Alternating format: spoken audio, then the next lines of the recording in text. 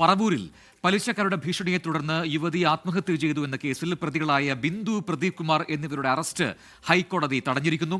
ഇവർ നൽകിയ മുൻകൂർ ജാമ്യാപേക്ഷയിലാണ് ഈ നടപടി. വിഷ്ണു സുരേഷ് കൊച്ചിയിൽ നിന്ന് ചേർന്ന് കൂടുതൽ വിവരങ്ങളുമായി. വിഷ്ണു, ഈ ജാമ്യ ഹർജിയിൽ എന്തൊക്കെ കാര്യങ്ങൾ ഇവർ സൂചിപ്പിച്ചിരുന്നു? എന്തൊക്കെ നിരീക്ഷണങ്ങളുടെ അടിസ്ഥാനത്തിലാണ് ഇപ്പോൾ ഈ ജാമ്യം അല്ലെങ്കിൽ ഈ അറസ്റ്റ് ഇപ്പോൾ തടഞ്ഞിരിക്കുന്നത് കോടതി?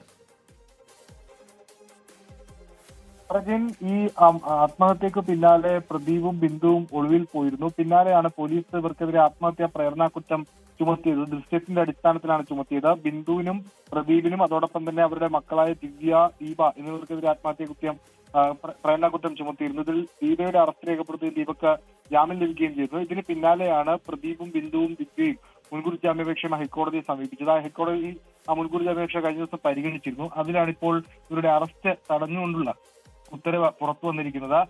രണ്ടാം തീയതിയാണ് ഈ ഹർജി ഇനി പരിഗണിക്കുക.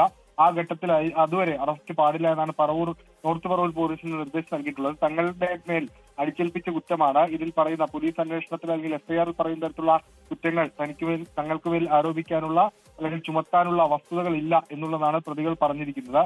ഇവർ നൽകിയ ജാമ്യാപേക്ഷയിൽ ഇപ്പോൾ 4 പേരുടെ അറസ്റ്റാണ് തടഞ്ഞിരിക്കുന്നത്. ഒന്ന് ബിന്ദു, മറ്റൊന്ന് പ്രദീപ്, അവരുടെ മകൾ ദിവ്യ, ഒപ്പം നിമോഷ് എന്ന് പറയുന്ന ആളുടെ, അങ്ങനെ 4 പേരുടെ അറസ്റ്റാണ് ഹൈക്കോടതി തടഞ്ഞിരിക്കുന്നത്. ഇവരുടെ മുൻകൂർ ജാമ്യാപേക്ഷ 2-ാം തീയതി വീണ്ടും പരിഗണിക്കും. ശരി, വിഷ്ണു സുരേഷാണ് കൊച്ചിയിൽ നിന്നും വിശദാംശങ്ങൾ നൽകിയത്. ആ ജാമ്യ ഹർജി പരിഗണിക്കുമ്പോൾ അറസ്റ്റ് തടഞ്ഞെങ്കിലും ഇനിയിപ്പോൾ മുൻകൂർ ജാമ്യാപേക്ഷയുമായി ബന്ധപ്പെട്ട വാദം അത് പിന്നീടാണ് പരിഗണിക്കുക എന്നാണ് ഇപ്പോൾ മനസ്സിലാക്കാൻ കഴിയുന്നത്. വിഷ്ണു സുരേഷാണ് വിശദാംശങ്ങൾ നൽകിയത്.